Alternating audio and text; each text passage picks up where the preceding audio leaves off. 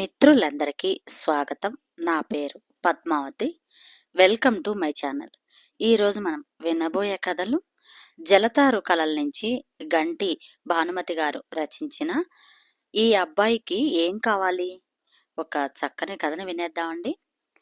మీరు పెంచుకోవాలనుకుంటున్నా, కావాలనుకుంటున్న వయసు, అర్హతలు ఉన్న ఓ అబ్బాయి ఉన్నాడు. మీరు ఓసారి వచ్చి చూసుకోండి. నచ్చితే తర్వాత లీగల్గా ప్రొసీడ్ అవుదాం. కావాల్సిన సంతకాలు అవి ఇక్కడికి వచ్చాక చూసుకుందాం. కొన్ని ముందరే మీరు చెప్పారు. రిజిస్ట్రేషన్ చేసుకున్న 10 నెలలకి అడాప్షన్ సెంటర్ వాళ్ళు ఈ మెసేజ్ పెట్టారు. వెంటనే ఫ్లైట్లో వెళ్ళాము. ఈ అబ్బాయే ఆ అబ్బాయి అంటూ ఓ హోమ్ ఇన్ఛార్జ్ ఓ అబ్బాయిని చూపించారు. చూశాము. 6 ఏళ్లుంటాయేమో. గోధుమ రంగుకి కాస్త తక్కువగా ఉన్న ఛాయ. బాగా నూనె రాసి దువ్విన జుట్టు. మంచి బట్టలు వేసుకుని ఉన్నాడు. మొహం కనపట్టం లేదు. తల వంచుకొని గోళ్లు చూసుకుంటున్నాడు. తనకేం పట్టనట్టు దిక్కులు చూస్తూ ఉన్నాడు. ఈ పిల్లాడి పేరు మున్నా. ఈ అబ్బాయి గురించిన వివరాలు మీరు వినాలి. తల్లి తండ్రి ఇద్దరు డ్రగ్ అడిక్ట్లు. తాగడం మామూలే. ఈ పిల్లాడు నెలల పిల్లాడిగా ఉన్నప్పుడే తల్లిపోయింది. తండ్రి రెండో పెళ్లి చేసుకున్నాడు. ఆ సవిత్తల్లి వాళ్ళ శృంగారానికి వీడు అడ్డొస్తున్నాడని బాగా కొట్టేది, వాతలు పెట్టేది. ఓసారి రెక్కపట్టుకుని లాగడంతో భుజం ఎముక విరిగింది. బాగా హింసిస్తోందని పక్కవాళ్లు రిపోర్ట్ చేస్తే పోలీసుల వాళ్ళు అనాథాశ్రమంలో పెట్టారు. తర్వాత అక్కడ ఓ 2 ఏళ్లున్నాడు. అక్కడ ఆరోగ్యం పాడైతే అక్కడి నుంచి ఈ హోమ్కి తీసుకొచ్చారు. తర్వాత ఓ జంటను వచ్చి తీసుకువెళ్లారు. వాళ్ళకి పిల్లలు లేరట. వాళ్ళు ఈ పిల్లాడి నుంచి ఏం ఆశించారో తెలియదు. ఈ పిల్లాడిని హ్యాండిల్ చేయటం ఇద్దరికీ రాలేదు. తిరిగి ఇక్కడికి తీసుకొచ్చి దింపేశారు. ఆ తర్వాత మరొకరు తీసుకువెళ్లారు. వాళ్ళు కూడా ఇక్కడికి తీసుకొచ్చేశారు. ఆ పిల్లాడే వీడు. మానసికంగా, శారీరకంగా హింసించబడిన పిల్లాడు. మేము బాగా చూసి మామూలుగా చేయగలమా? ఈ అబ్బాయిని అంతకుముందు పెంచుకున్న గార్డియన్స్ పక్క గదిలోనే ఉన్నారు. మీరు వాళ్లతో మాట్లాడాలంటే మాట్లాడవచ్చు. మాట్లాడడానికి ఏముంటుంది? అందుకే మాట్లాడడానికి ఏమీ లేదు అని అన్నాను. ఈ పిల్లాడు మీకు ఓకేనా? ఏమంటాం, కావాలనుకున్నాం. మేం ఏం కావాలన్నామో అవి ఉన్నాయి. తీసుకువెళ్ళడానికి ఇంత దూరం వచ్చాం. తీసుకువెళ్తాం. అదే అన్నాం. వెళ్తూ ఉంటే ఆ పిల్లాడు ఏడుస్తూ కనిపిస్తాడేమో, బెక్కమొహం వేసుకుని ఉంటాడేమో అని అనుకున్నాను. కాని అలా కాలేదు. నా వైపు నవ్వుతూ చూశాడు. మీరు నా కొత్త మమ్మీ డాడీనా? ఆ అడగడంలో బాధ లేదు. అందులో అసలు ఏ భావమూ లేదు. ఏదో అలవాటైనట్టుగా అడిగాడు. మీతో మీ ఇంటికి వస్తున్నానా అంటూ అంటూ తల ఊపాను. నాలాంటి వాళ్ళు మీ ఇంట్లో ఉన్నారా? 2 అక్కయ్యలున్నారు. నీకోసం చూస్తున్నారు. మళ్ళీ నవ్వు. అదే నవ్వు. అన్నింటికీ అదే నవ్వు. దగ్గరికి రమణమని పిలిచాను. మమ్మీకి చెప్పి వస్తాను అంటూ తుర్రుమన్నాడు. ఆ వెంటనే వచ్చాడు. ఆ చెప్పడంలో బాధ లేదు. ఏదో క్యాజువల్గా అవన్నీ అలవాటే అన్నట్టుగా చెప్పాడు. తన జీవితంలో ఏంటో అని అనుకునే అయోమయం కూడా మొహంలో కనిపించలేదు. 6 ఏళ్లు కూడా లేవు. పరిస్థితుల్ని అన్నింటినీ అంగీకరించాడా?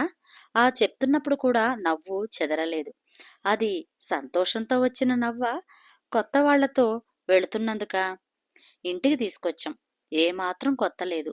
మా పిల్లలతో మొదటి రోజు నుంచే ఆడుకోవడం మొదలుపెట్టాడు.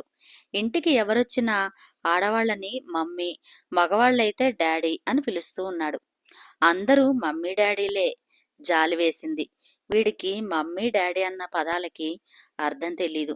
వచ్చిన రోజునే పక్క తడిపాడు. ఆశ్చర్యంగా వాడిని చూస్తూ దగ్గరికి వెళ్ళాను.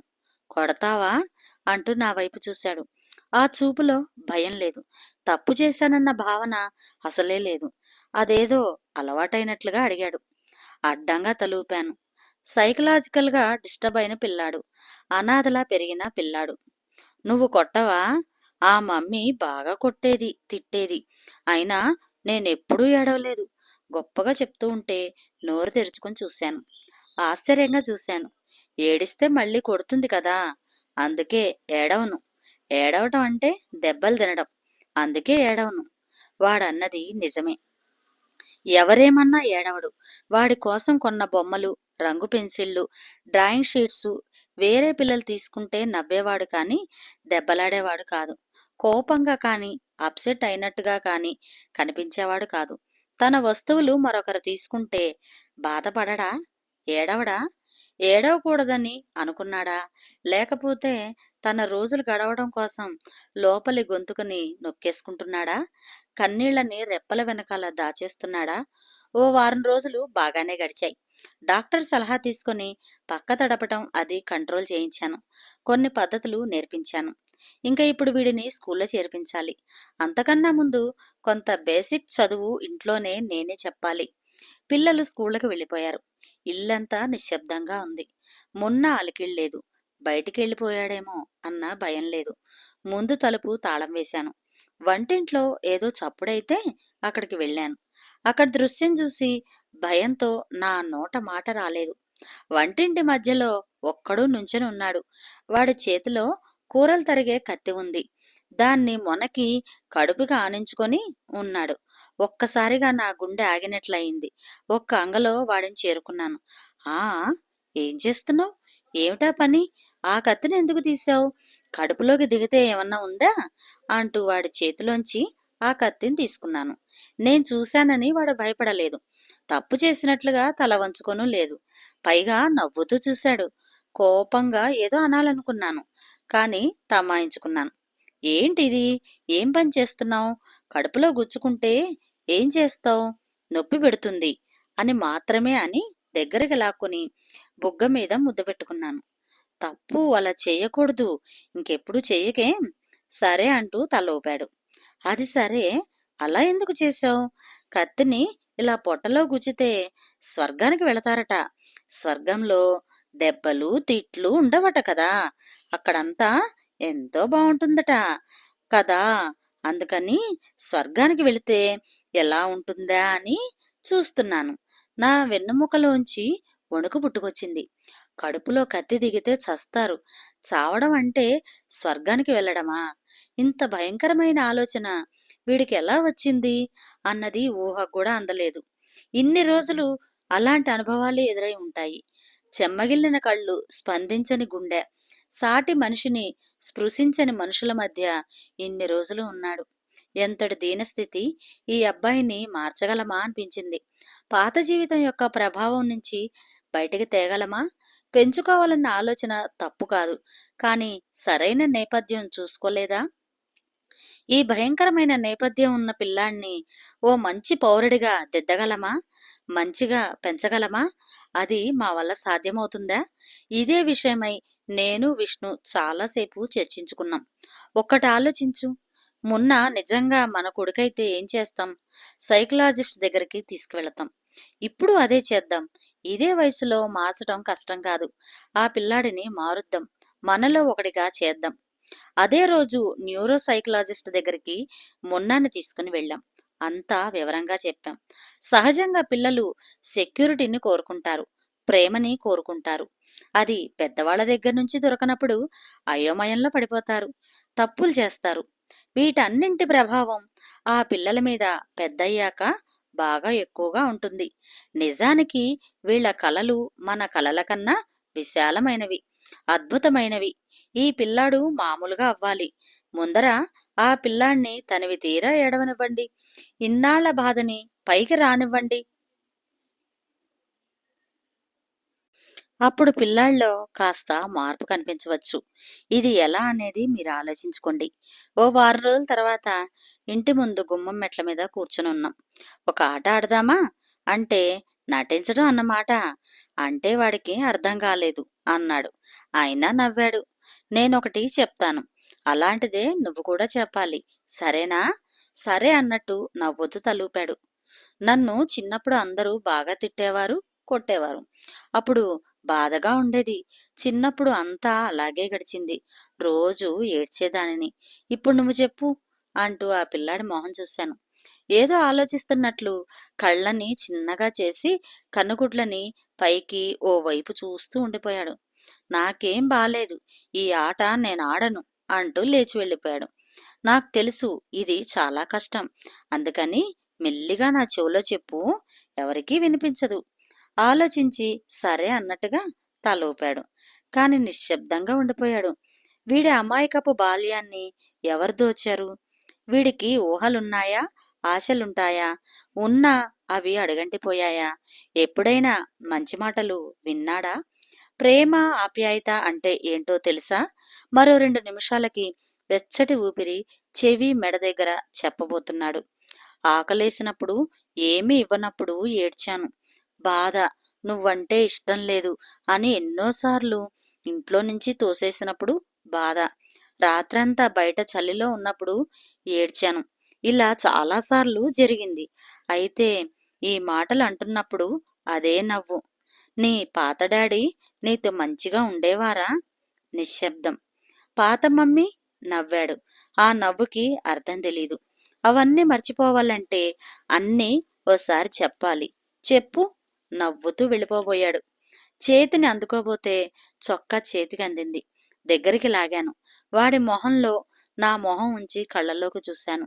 ఆ కళ్ళల్లో పసికందు ఏడుపులు, పట్టించుకొని ఏడుపులు, ఆకలి ఏడుపులు ఉండి ఉంటాయి. కానీ ఆ వయసులో తెలియలేదు. అక్కర్లేని పిల్లాడు, నిర్లక్ష్యం చేయబడ్డ పిల్లాడు, దేవుడిచే మోసగించబడ్డ పిల్లాడు, ప్రేమ కోసం తప్పించిన పిల్లాడు. బాధ, ఏడుపు లేకుండా ఎలా ఉంటుంది? ఉంది, కానీ దానిని నొక్కేస్తున్నాడు. మున్నా అని పిలిచాను. నవ్వాడు. ఆ నవ్వు వెనకాల నొప్పి, బాధ అన్నీ ఉండి ఉంటాయి.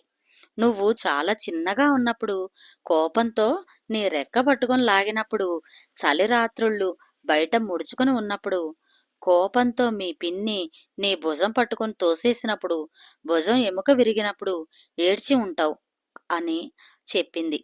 ఆలోచించాడు. ఏడ్చానేమో, నాకు తెలీదు, ఇప్పుడు కాదు అంటూ మళ్ళీ నవ్వాడు. వాడి మాటలకి నా కళ్ళల్లో నీళ్లు వచ్చాయి. కాని వాడు నవ్వుతూనే ఉన్నాడు. ఎందుకిలా? వాడి పరిస్థితులు వాడికి ఇవే నేర్పించాయా? అప్పుడు ఓ అనాథాశ్రమానికి వెళ్ళావు.